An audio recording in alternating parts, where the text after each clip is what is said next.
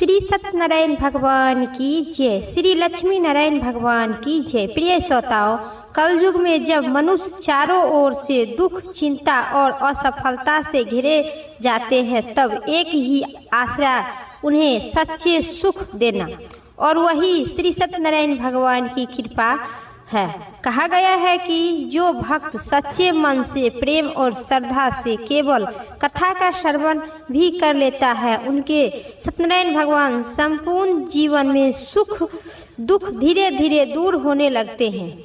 उनके घर में सुख समृद्धि का वास होता है, मन में शक्ति मिलती है और अधूरी मनोकामना पूर्ण हो जाती है। तो आइए हम सब आज सत्य को साक्षी मानकर और पुण्य, श्रद्धा, विश्वास के साथ इस पावन कथा का श्रवण करें, क्योंकि जहाँ सत्य का वास है वहीं नारायण स्वामी वास करते हैं। श्री सत्यनारायण भगवान की कथा का उल्लेख संकद पुराणों में रेखाखंड में मिलता है।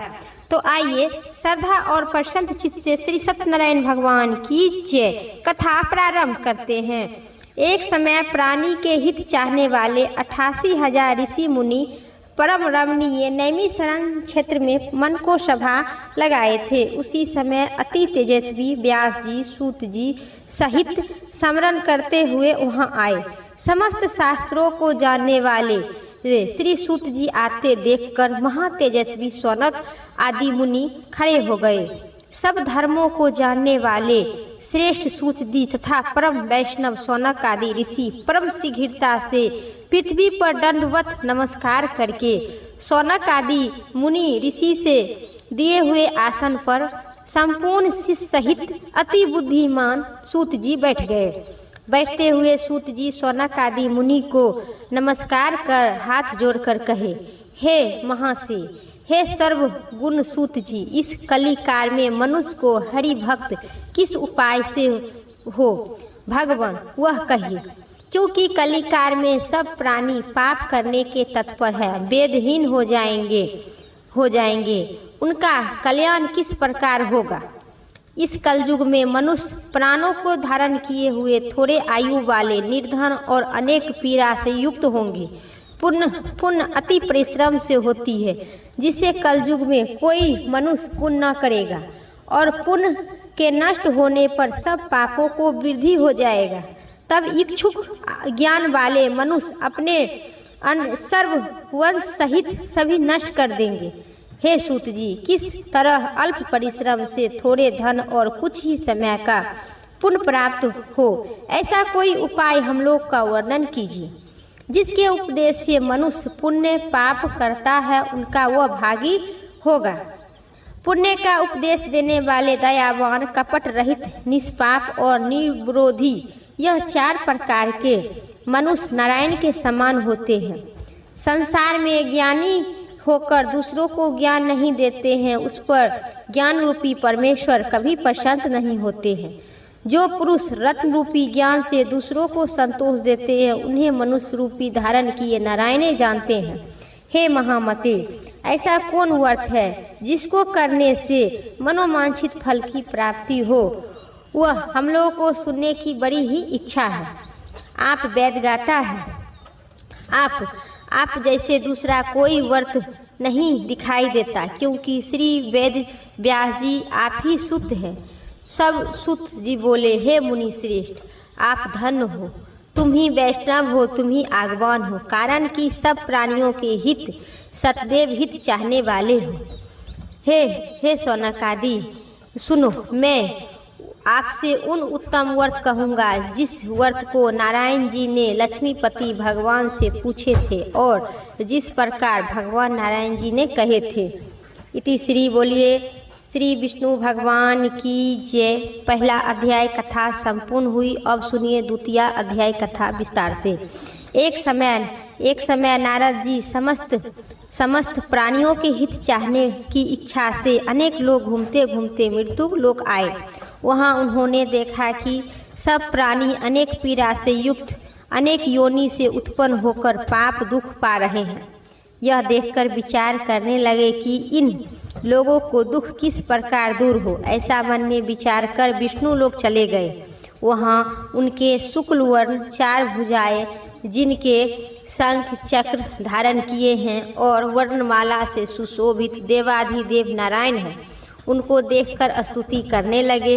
नारद जी बोले कि हे महाराज, आप वचन और मन से न कहे न धारण करने योग्य अत्यधिक शक्ति युक्त और निगुण आत्मा हो। हे महाराज, आप सब प्राणियों को उत्पन्न करता और भक्तों को दुख को नाशक है। यह स्तुति सुनकर भगवान विष्णु जी बोले, हे नारद, तुम किस काम के लिए आए हो? तुम्हारे मन में क्या है? हमें सो पूछो, वह हम कहेंगे। नारद जी बोले, हे नाथ, मृत्यु लोगों में सब प्राणी अनेक योनि से उत्पन्न होकर पाप कर्म से सुशोभित हो रहे हैं। हे महाराज, जिस छोटे उपाय से उनका कलेश दूर हो, वह उपाय सुनने की बड़ी ही इच्छा है। भगवान बोले, समस्त जनों पर कृपा करके तुमने बहुत ही अच्छा प्रश्न पूछे हैं, जिसको करने से मनुष्य मोह से छूट जाएगा। मैं ऐसा उपाय कहता हूँ, सुनो। हे नारद, जो व्रत तीनों लोगों में अति दुर्लभ है, वह आज आपके कहने से प्रकाशित कर रही हूँ। वह सत्यनारायण भगवान का व्रत है, जिसको विधिवत करने से इस लोगों में सुख पाकर परलोकों में मोक्ष मिलता है। यह सुनकर नारद जी बोले, इस व्रत को क्या फल मिलती है और पूर्व काल में किसने किया था? किस समय इस व्रत को करना चाहिए? आप विस्तार पूर्वक कहिए। भगवान कहे कि इसको करने से दुख शोक नाश, धन धनाय की वृद्धि और संतान की प्राप्ति तथा सर्वश्रेष्ठ विजय की प्राप्ति होती है। इस व्रत में मनुष्य भक्ति श्रद्धा युक्त किसी भी दिन सैया काल में सत्यनारायण भगवान की पूजा करे और भाई बंधु तथा ब्राह्मणों के साथ धर्मयुक्त सवा से उत्तम नैवेद्य भोग लगावे। केले का फल, घी, दूध और गेहूं का चूरमा लावे। गेहूं के चूरमा न हो तो चावल के चूरमा लावे। खरा अथवा गुड़ मिलावे। सवा पाव अथवा सवा सेर के हिसाब से मिलाकर भक्ति से सत्यनारायण भगवान को नैवेद्य लगावे। भाई बंधु के साथ कथा सुनकर ब्राह्मणों को भोजन कराकर दक्षिणा दे। श्री सत्यनारायण भगवान के प्रसाद को अपने भाई बंधु के साथ खाकर रात्रि में नित्य गीत गाया करो। हे तदानंद, सर्व श्रोतागण भगवान सत्यनारायण का स्मरण करते हुए अपने अपने घर जावे। इसी प्रकार व्रत करने से मनोवांछित फल मिलता है। विशेषकर इस कलिकाल में पृथ्वी पर इससे बढ़कर दूसरा कोई उपाय नहीं है। हे नारद, जिससे इस व्रत को पहले किया था वह कथा सुनो। कांजीपुरी में निर्धन सतानंद नाम का एक ब्राह्मण सुदा पिशाच से दुखित नित्य पृथ्वी पर भिक्षा मांगते हेतु घूमते थे। वह ब्राह्मण प्रेमी भगवान नारायण ने दुखित ब्राह्मण को देखकर वह बूढ़े ब्राह्मण के रूप धारण कर अति आदर से पूछे, हे विप्तवर, किस कारण आप पृथ्वी पर आप नित्य घूमते हैं? यह हमारी सुनने की बड़ी ही इच्छा है। यदि आपकी इच्छा हो तो कहिए। ब्राह्मण बोले, मैं अत्यधिक दरिद्र हूँ, भिक्षा के लिए पृथ्वी पर भ्रमण करती हूँ। यदि आप कुछ जानते हैं तो कृपा पूर्वक हमें कहिए।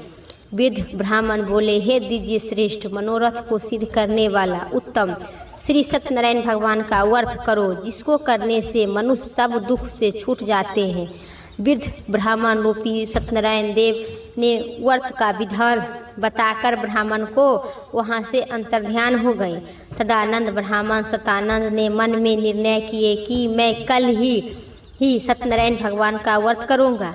इसी चिंता में ब्राह्मण को रात भर नींद नहीं आई। सुबह उठकर उन्होंने यह निर्णय किया कि मैं सत्यनारायण भगवान का व्रत अवश्य करूँगा। यह संकल्प कर भिक्षा मांगने गए तो उस दिन से उनको सब दिन से अधिक द्रव्य मिला। वह द्रव्य से उन्होंने अपने भाई बंधु के साथ सत्यनारायण भगवान का व्रत किए। उनके प्रभाव से दुख से छूटकर सर्व संपत्ति युक्त हो गए। व्रत के प्रभाव से सतानंद नगर भर में श्रेष्ठ माना जाने लगे और तभी से वह ब्राह्मण हर महीने का व्रत करने लगे। भगवान ने कहे, सतानंद द्वारा किया हुआ सत्यनारायण भगवान का व्रत पूजन, इसको जानकर जो मनुष्य करता है वह सब पाप से छूटकर मोक्ष की प्राप्त हो जाता है। इस प्रकार पृथ्वी से इस व्रत को करने से उनका दुख अवश्य ही नष्ट होता है। इति श्री बोलिए श्री सत्यनारायण भगवान की जय। अब सुनिए तृतीया तीसरा अध्याय कथा विस्तार से। सूत जी बोले, सौनक आदि भगवान विष्णु ने जिस तरह कहे वह सुन तुमसे मैं कहता हूँ, और दूसरी बात जो वह पूछो। सौनक आदि जी बोले, हे सूत जी, उस ब्राह्मण के बाद इस व्रत किसने किया है, वह सुनने की बड़ी ही इच्छा है। सूत जी बोले, हे मुनि, जिसने व्रत किया वह सुनिए। एक समय निज धर्म अनुसार निज भाई बंधु के साथ व्रत करने का उत्तम हुआ। उसी समय एक लकड़हारा वहाँ पर आए। भूख प्यास से पीड़ित, कष्ट से भरे बाहर आकर खड़ा हो गया। ब्राह्मण के घर में जाकर उन्होंने व्रत करते हुए ब्राह्मण को देखा। निम्रता के साथ हाथ जोड़कर प्रणाम कर बोला, आप क्या कर रहे हैं? इसको करने से क्या फल होता है, वह विस्तार पूर्वक कही। ब्राह्मण बोला, मनोरथ को देने वाला, दुख और शोक को नाश करने वाला तथा सिद्ध को देने वाला यह श्री सत्यनारायण भगवान का व्रत है, जिसको प्रसाद से मनुष्य धन धनाय प्राप्ति होता है। यह सुनकर लकड़हारा प्रसन्न हो गया। प्रसाद को खाकर और जल पीकर वहाँ से भगवान सत्यनारायण को अंतर्ध्यान करते हुए अपने नगर चला गया। आज जो लकड़ी बेचने से जो द्रव्य प्राप्त होगा उसी से मैं सतदेव की उत्तम व्रत अवश्य करूँगा। ऐसा मन में विचार कर लकड़ी उस लकड़ी को सिर पर रखकर जहाँ धनी लोग रहते हैं उसी नगर को गया। उस दिन लकड़हारा को दुगुना द्रव्य प्राप्त हुआ। वह अत्यधिक प्रसन्न होकर सुंदर केले के फल, शक्कर, दूध, गेहूं का चूरमा सब लेवाकर घर में जाकर अपने भाई बंधु के बुलाकर विधि से सत्यनारायण भगवान का व्रत किया। उस व्रत के प्रभाव से लकड़हारा को धन पुत्र से युक्त हो गया। इस लोक में सुख पाकर अंत में सतलोक चला गया। हे मुनिगण, मैं और कथा कहता हूँ, उसको सुनो। इति श्री बोलिए श्री सत्यनारायण भगवान की जय। अब सुनिए चौथा अध्याय कथा विस्तार से। सूत जी बोले, सूत जी कहे, राजाओं में श्रेष्ठ उल्खामुख नाम के एक जितेंद्र राजा था। वह सतदेव मंदिर में जाया करता था। वह ब्राह्मणों को नित्य धन देकर संतुष्ट किया करता था। उनकी कमल से सुशोभित मुख वाली प्रमुख पत्नी थी। वह अपनी स्त्री के साथ भद्रासिल नदी के तट पर सतदेव का व्रत किया करता था। उसी समय एक बनिया आया। बनिया के लिए एक बहुत धन से परिपूर्ण नाव को नदी के तीर पर लगाकर आप तट पर उतर गया। वह राजा को व्रत करता हुआ देखकर प्रणाम कर पूछा। साधु बोला, हे राजन, आप यह क्या करते हैं? वह हमसे कहिए, भक्ति पूर्वक कहिए, सुनने की बड़ी ही इच्छा है। राजा बोला, हे साधु, यह अति तेजस्वी विष्णु भगवान का पूजन है, जो अपने भाई बंधु के साथ पुत्र पोत्री की इच्छा से किया जाता है।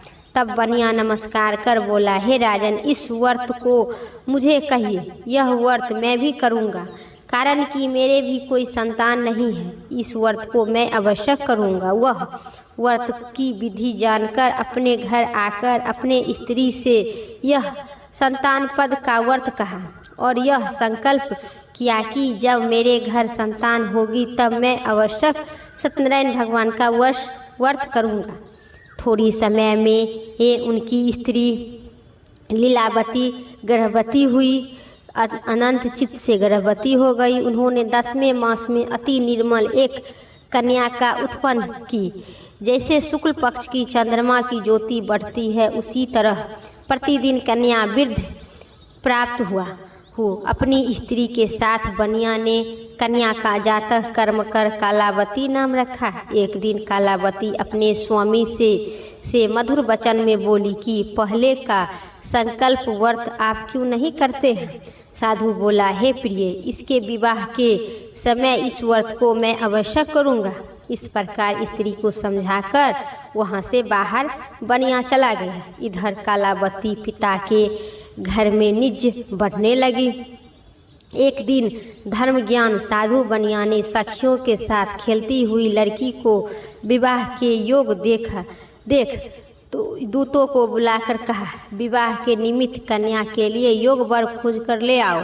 साधु की आज्ञा पाकर दूत कंचन नगर गया।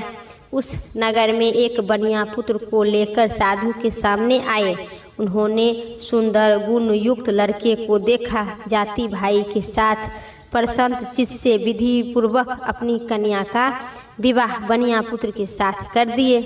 भाग्यवश विवाह के समय भी उस व्रत का साधु भूल गया। तब सत्यनारायण देव ने क्रोध हो गए। कुछ दिन बाद निज कर्म से अति चतुर साहूकार व्यापार की इच्छा से अपने दामाद को लेकर समुद्र के निकट रत्न सागर नाम के गांव में जाकर व्यापार करने लगा। इसी समय सत्यनारायण स्वामी ने राजा को प्रतीक्षा से भ्रष्ट देखकर उनको श्राप दिया कि तेरे ऊपर बड़ी ही भारी दुख पड़ेगा। उसी दिन चारों ओर से राजा को सभी धन चुरा लिया। अपने पीछे देखते देखते साधु की दिशा चलते दौड़ते हुए राजा को दूत आता देखकर डर गया। धन को यही रखकर वह साधु बनिया छिप गया। राजा को दूत ने साधु के निकट आकर राजा के धन को देखकर तो साधु को बांधकर आनंद चित्त से राजा के निकट लेकर जाकर गया। बोला कि हे राजन, 2-4 लिए हैं, उसको देखकर आज्ञा दीजिए। राजा ने साधु को देखकर अविचार से आज्ञा दे दी। फिर तो दूतों ने खूब बांधकर बंदी सभी धन लूट लिया और राजा के और बनिया को और दामाद को दोनों को राजा के दूत ने बांधकर बंदी खाने में बंद कर लिया। बोलिए श्री सत्यनारायण भगवान की जय। अब सुनिए 5वां अध्याय कथा विस्तार पूर्वक। सूत जी बोले, सतदेव की कृपा से माया चंद्रकेतु राजा ने उन दोनों बनिया को वचन को कुछ भी नहीं सुना और उनका सब धन ले लिया। श्री सत्यनारायण भगवान के श्राप से साधु और दामाद के घर पर स्त्री भी बड़ी ही दुखित हो गई। चारों ओर से घर का धन भी चुरा लिया। अवधि धवधि से पीड़ित और भूखी प्यासी लीलावती अन्न की चिंता से ब्राह्मण के घर पर गई। वहां सत्यनारायण भगवान के व्रत को देखकर कथा को सुनकर निज मनोरथ मांगी और प्रसाद खाकर कुछ रात्रि शेष हो गया। अपने घर आई तब लीलावती अपनी कन्या को धिक्कारने लगी कि हे पुत्री, इतनी रात तक तुम कहाँ रही थी? तेरे मन में क्या है? तब कन्या माता के सत्य वचन बोली, हे माता जी, मनोरथ को परिपूर्ण करने वाली श्री सत्यनारायण भगवान का व्रत को ब्राह्मण के घर में देखी हूँ। लीलावती कन्या कालावती के वचन सुनकर श्री सत्यनारायण भगवान का व्रत करने के लिए उधुर हुआ। पतिव्रता साधु की स्त्री अपनी कन्या साधु सहित भाई बंधु के साथ सत्यनारायण भगवान का व्रत की। उनके व्रत के प्रभाव से सतदेव यह दिव्य वर मांगा कि हे सतदेव, हमारे पति और दामाद को जल्द ही घर वापस कर दीजिए। मेरे पति और दामाद अपराध को क्षमा करे योग्य है, अतः क्षमा कीजिए। इससे सत्यनारायण स्वामी संतुष्ट हो गए और चंद्रकेतु राजा को स्वप्न में दिखाई दिए कि हे राजन, कल के सवेरे ही दोनों सज्जनों बनिया को छोड़ देना और उनका धन भी तुम जो लिया है सब दे देना, नहीं तो हम धन पुत्र सहित तेरा राज नष्ट कर दूंगा। यह बात राजा के कहकर सत्यनारायण प्रभु अंतर्ध्यान हो गए। तब प्रातः काल ही समय राजा निज जनों के साथ सभा में उपस्थित मंत्री जनों के यहाँ अपना स्वप्न सुनाए और कहे, बंधे हुए बनिया को शीघ्र ही छोड़ दो। ऐसे आदेश देकर यह सुनकर दूत लोग बनिया को बंदी खानों से छोड़कर राजा के निकट लाए और विनय युक्त वचन बोले, हे महाराज, आप इन दोनों बनिया को बंदे से छोड़ कर लाए हैं, कृपा करके आप अपनी आज्ञा दें। उन दोनों बनिया ने महाराज चंद्रकेतु को नमस्कार कर पूर्व विधा का स्मरण करते हुए चंद्रकेतु राजा साधु और दामाद को कुछ भी नहीं कहा। बनिया पुत्र को देखकर राजा आदर से बोला, हे भाग्यवश, तुमको बड़ी दुख मिला। आप तुम लोग भय न करना। इस प्रकार राजा ने कहकर उन दोनों को साथ से हाथ पैर के बेड़ी कटवाकर और बेड़ी कटवाकर निज कर्म करवाकर फिर वस्त्र और आभूषण देकर बनिया को और दोनों बनिया को और नमस्कार कर राजा और बनिया पुत्र दोनों नमस्कार कर और कहा कि आपकी कृपा से मैं अपनी घर जाती हूँ। जो मनुष्य परम दुर्लभ इस व्रत को करेगा तो भगवान सत्यनारायण की अनुकंपा से उन्हें धन धैर्य की प्राप्ति होगी, निर्धन धनी हो जाएंगे और भय से मुक्त जीवन जिएंगे। संतानहीन मनुष्य को संतान सुख मिलता है और सारे मनोरथ परिपूर्ण होने पर मानव अंत काल में वैकुंठ धाम जाते हैं। सूत जी बोले, जिन्हें पहले इस व्रत को किए थे अब उसे दूसरे जन्म की कथा कहता हूँ, सुनो ध्यान पूर्वक। वृद्ध सतानंद ब्राह्मण ने सुदामा को जन्म लेकर मोक्ष की प्राप्ति किए। लकड़ीहारे अगले जन्म में निषाद बनकर मोक्ष प्राप्त किया। उल्खामुख वाला राजा दशरथ होकर वैकुंठ धाम गए। साधु नाम के वैश्य ने मोर ध्वज नाम का अपने पुत्र को आरे से चीरकर मोक्ष पाए। महाराज तुझ ध्वज स्वर्ण होकर भगवान विष्णु की भक्ति युक्त होकर कर्म कर कर मोक्ष प्राप्त हुए। इसी प्रकार से जो भी मनुष्य श्री सत्यनारायण भगवान के पूजा करता है उनके इस जन्म में सुख भोग कर अंत में मोक्ष की प्राप्ति होती है। इति श्री बोलिए श्री सत्यनारायण व्रत कथा 5वां अध्याय संपूर्ण हुई। प्रेम से कहिए श्री सत्यनारायण भगवान की जय। अब कथा के बाद आरती आवश्यक सुने। ओम जय जगदीश हरे, प्रभु जय जगदीश हरे। भक्ति जनों के संकट, भक्ति जनों के संकट छिन छिन दूर करे। ओम जय जगदीश हरे। जो धा फल पावे सुख निर्मन से का, सुख संपत्ति घर आवे कष्ट मिटे तनिका। ओम जय जगदीश हरे। माता पिता तुम मेरे शरण कहूँ किसी की, तुम बिनी और न दूजा आस करो जिसकी। ओम जय जगदीश हरे। तुम पूर्ण परमात्मा तुम अंतर्यामी, पार ब्रह्म परमेश्वर तुम सबके स्वामी। ओम जय जगदीश हरे। तुम करुणा के सागर तुम पालन करता, मैं मूरत खिली कौमी कृपा करो भरता। ओम जय जगदीश हरे। तुम हो एक अगोचर सबके प्राणिपति, किसी विधि मिनु दया में तुमको मैं कुर्थी। ओम जय जगदीश हरे। दीन बंधु दुख हरिता तुम ठाकुर मेरे, अपने हाथ उठाओ द्वार पड़ा तेरे। ओम जय जगदीश हरे। विषय बिटारे मिटाओ पाप हरो देवा, श्रद्धा भक्ति बढ़ाओ संतन की सेवा। ओम जय जगदीश हरे। तन मन धन जीवन प्रभु सब कुछ है तेरा, तेरा नु तुझको अर्पण क्या लागे मेरा। ओम जय जगदीश हरे। श्याम सुंदर जी की आरती जो कोई नरी गावे, भक्ति भाव श्रद्धा से मनोवांछित फल पावे। ओम जय जगदीश हरे। स्वामी जय जगदीश हरे। प्रेम से बोलिए श्री सत्यनारायण भगवान की जय।